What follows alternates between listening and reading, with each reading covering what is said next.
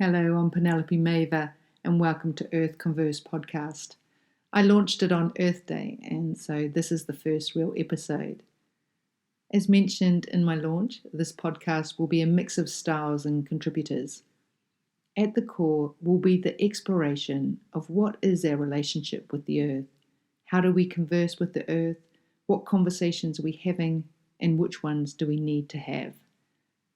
It is an ongoing exploration.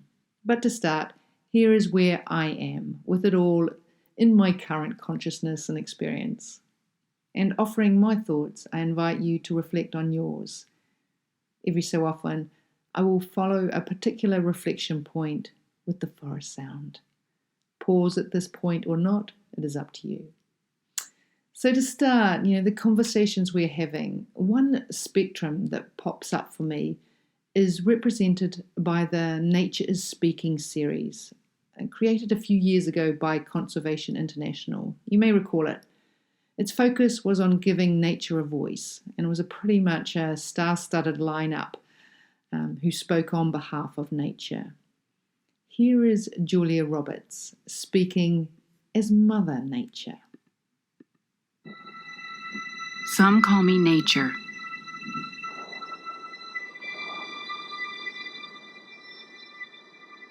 Others call me Mother Nature. I've been here for over 4.5 billion years, 22,500 times longer than you. I don't really need people, but people need me. Yes, your future depends on me. When I thrive, you thrive. When I falter, you falter. Or worse.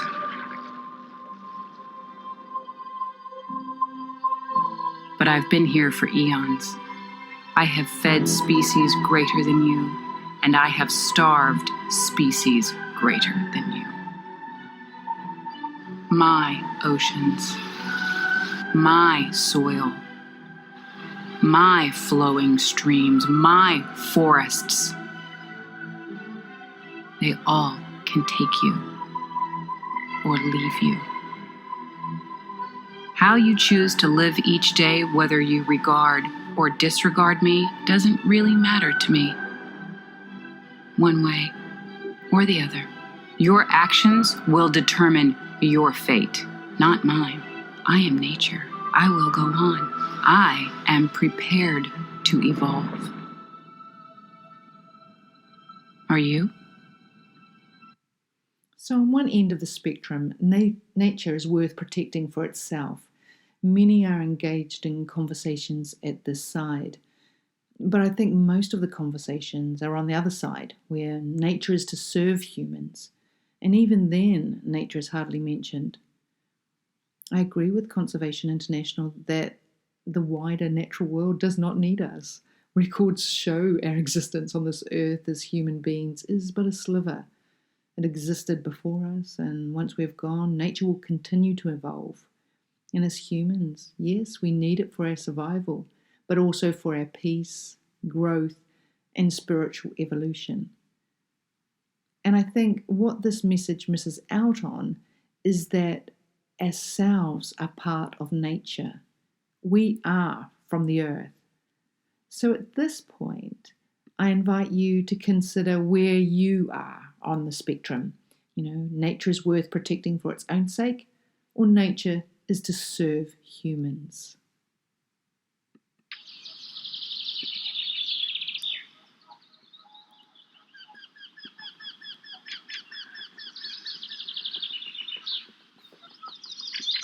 I go back to the wisdom of Desiderata, that beautiful prose by Max Ehrmann, and the line, "You are a child of the universe, no less than the trees and the stars. You have a right to be here."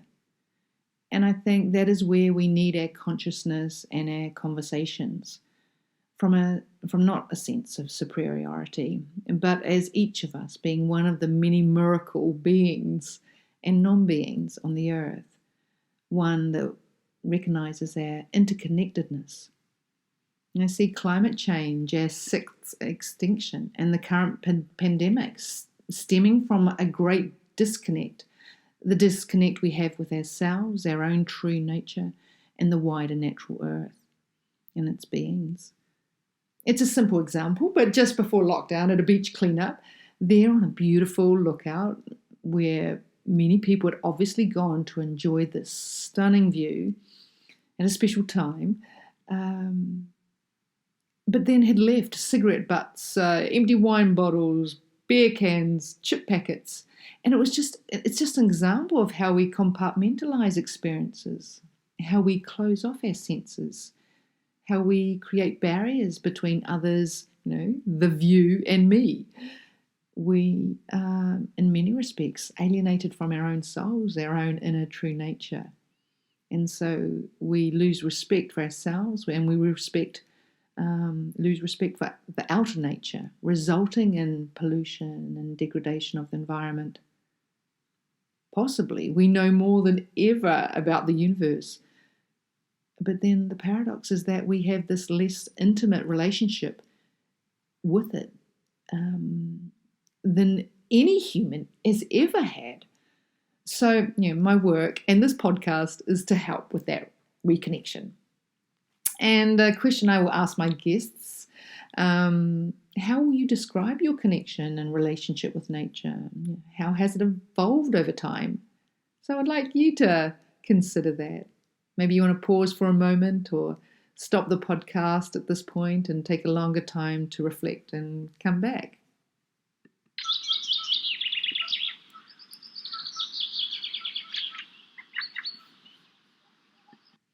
For me, I would describe my journey as like deepening awareness and appreciation, a deepening intimacy and expansiveness.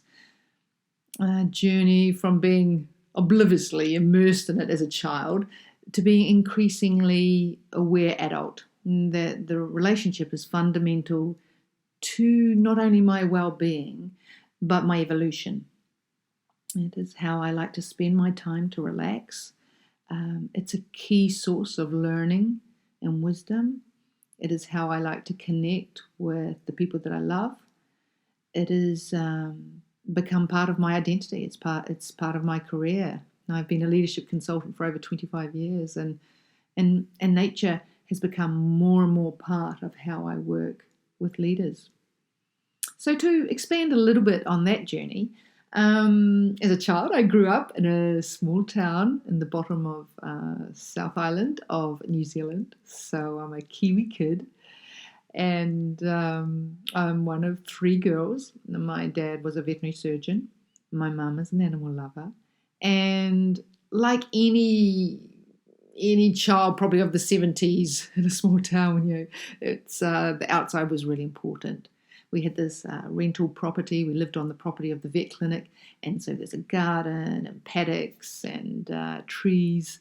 And we had lots of animals. We had cats and dogs and guinea pigs and a few goats and at one time a rooster and sheep and most importantly our ponies. And also had a bone cave. My older sister and I created a bone cave. I can't really remember where we actually got the bones, but we would hang them up in the trees and take our friends there. My dad made me a tree house. I loved the faraway tree, so any sort of connection with a tree. So it was very much enjoying friends and family time on farms and being in the mountains skiing, very fortunate, jumping into rivers and feeling quite free. And so another big chunk is at university. After my Bachelor of Arts in Political Studies, I did my Master's in Regional Resource Planning, sort of New Zealand's equivalent of Sustainable Development law at the time, because New Zealand was the first country to adopt the Rio Declaration on Environment and Development. And so this sort of integration of environmental, social and economic factors has been the lens from which I've worked as an urban planner, strategic policy analyst, a regeneration manager, and as a leadership consultant. And now I help sustainable leaders have the conversations they need to, which is often with themselves and the earth. And as an adult, I've become, really aware of how important my relationship and connection with nature is for my well-being, as a way to reset and recharge. Even in living in cities, Auckland, London, Brighton, Trieste and Roma, wherever I have been living, I've sought out parks and water as sort of a daily practice. And I'm not alone. We turn to wider nature, the natural world, as intuitively as a child turns to its mother. And we see this vividly with COVID-19 quarantine. I so understood why so many of us were out on that mountain trail the weekend the lockdown was announced. I remember a young family was really tense with anticipation of how they will cope with it all. A mountain runner was already feeling constrained by the thought of 4 walls. Somebody was deep in contemplation. There were dog walkers wondering how things would work. There were these 4 teenage girls letting off steam and yelling into the forest. It was really gorgeous. And a pregnant woman taking in some fresh air and good vibe with her partner and friends. She was literally sort of really taking as much air as she could. For whatever reason we were there, we all knew we would feel better as a result of being on that mountain trail. We didn't need the studies showing the therapeutic effects of it. The no-shit Sherlock studies, as my friend Roy, who you'll also hear from, likes to call them, because it's blindingly obvious. You just have to experience it for yourself. And so at this point, I'm curious about the role the natural world plays in your resetting and recharging and general well-being.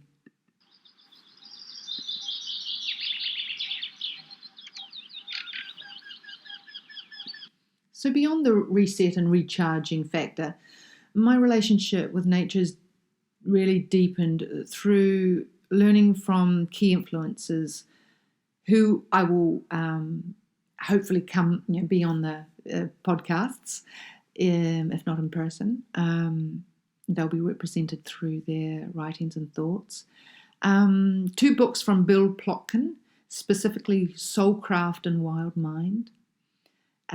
The Rites of Passage School of Lost Borders and their guides, including the wise and wonderful Raymond Hillis, who has had a profound impact on my life. Through them, I have become intimate with nature, really consciously connecting and dedicating time to be in it and with it. And 3 learnings I'll present. It's the first one, sort of being, not just doing. Secondly, sort of feeling part of nature and contemplating being part of it. And thirdly, nature is a mirror. I'll talk about these now and will undoubtedly return to them in other podcasts. So the first one being, not just doing, and I remember it was the 22nd of August 2014 when I realised I had never consciously sat or been in nature to just let things emerge and to observe the unfolding of that. I was in Mallorca, staying with my sister and her family at the time, when I did my medicine walk as part of a preparation for the Vision Fast. I'll tell you about both of those in more detail at some point. Basically, it's a solitude time in nature. You're fasting and you're out there dawn to dusk, and you're with nature, noticing what's emerging, having sort of an intention around that. And I was just acutely aware that until then I had always done something in nature. It was walking or hiking, exploring, doing sports, picnicking, talking with my friends, whatever. I'd just never been. And so it was a really profound moment, a profound experience of being still with nature. And it's one of the reasons why I returned to live on the island, really, because that sense of connection I had on that day and that experience really meant so much to me. So secondly, and it's kind of related, it's sort of is the feeling part of nature and also the contemplation of being part of nature. And I've been practicing mindfulness and Vipassana meditation for about 10 years. And I'm grateful for the experiences of connection and sense of belonging through that. And there's certainly been times when I felt at one with the world, as if there was no boundary between me and the universe, that there was just a dissolving of that. And that embodied experience stays with me. I don't always experience it, but it stays with me.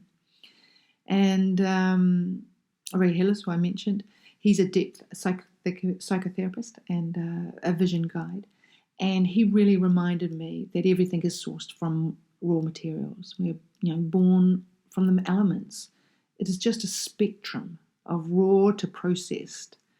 Yes, the orange that I picked from the tree is closer to nature than the computer I'm recording this podcast on, but it's all from source.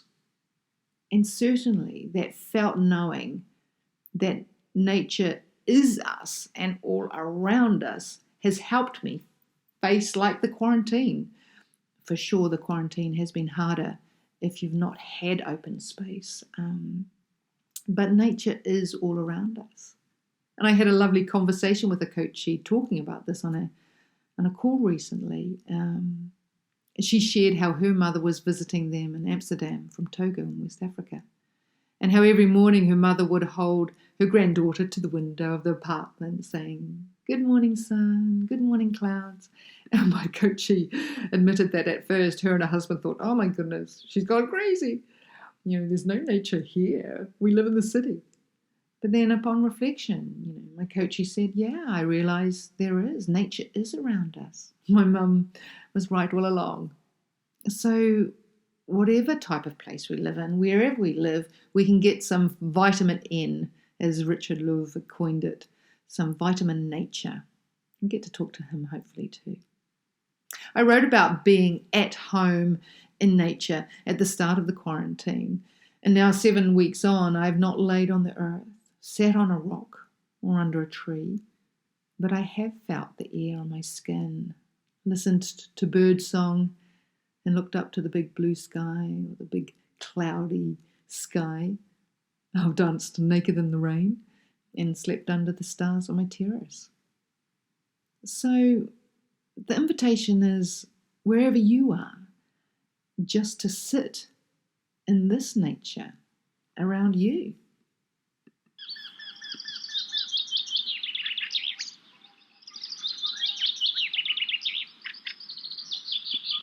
And the third profound learning for me in my evolving relationship and connection with the earth is understanding and experiencing it as a mirror. And the double meaning universe, and the real and the symbolic. The thresholds, between inner and outer worlds, action and contemplation. We'll go deeper into this when I bring in some contributors, but certainly, the School of Lost Borders taught me, the moon is the moon and a guide. Bird in the sky is a bird in the sky, but also a symbol. A mosquito is a pest and a messenger. A star is a star and an angel. An animal is an animal and a spirit. And I remember the first time I consciously became aware of this mirroring effect. I was at a Vipassana meditation retreat in Italy and was on a short walk in between sessions. And I was sort of criticizing myself for being trapped in this cycle of thinking and obsessed with this thought and even criticizing the criticizing. And I had looked up and I saw an eagle circling. And I thought, yeah, that's what I do. I'm just circling round and round. And then I looked in a little bit closer and I just thought, actually, with every circling, it's getting higher. And so that gave me lots of liberation and sort of understanding that, yes, we may return back and it takes time to change, but in every bit of awareness, we get more free. And this has carried over to a good understanding of myself and has helped me working with coachees and leaders. And sometimes it just happens really sort of subconsciously. I remember the time in New Zealand I was solo in the mountains and was feeling anxious at some point in the morning. And then it's sort of all of a sudden I had this feeling of being held. And I had noticed I had lined up sort of in between the sun and the moon. And I had this incredible sense of safety and belonging and connection. And I truly can access that feeling wherever I am. It's been absolutely beautiful. And so I've also learned, take it to the land, the idea of asking questions and seeking answers through nature's wisdom. I will revisit and expand on this through podcasts too. But I can say that I've developed a particular relationship with a rock and a tree here. And I often go and seek their wisdom. So a core purpose of this podcast is to share ways to connect with the earth. And so that's just a few here now, like being in nature, contemplating being part of it, intentionally engaging with it. And it's an invitation for you to take a conscious practice of being in nature, even in lockdown. So to be with nature for 1 or 2 hours, you decide, and just do nothing except observe yourself and your surrounds. Pay attention to what is in you and around you, and notice what takes your attention internally and externally. Go without distractions, your watch or your phone. You may want to journal. Tell people what you're doing. Stay safe and enjoy the experience. I'll pause here and see you back here for the next Earth Converse podcast. Let me know what you think and what you need so these podcasts can be helpful and meaningful for you. In the meantime, enjoy Earth, one conversation at a time.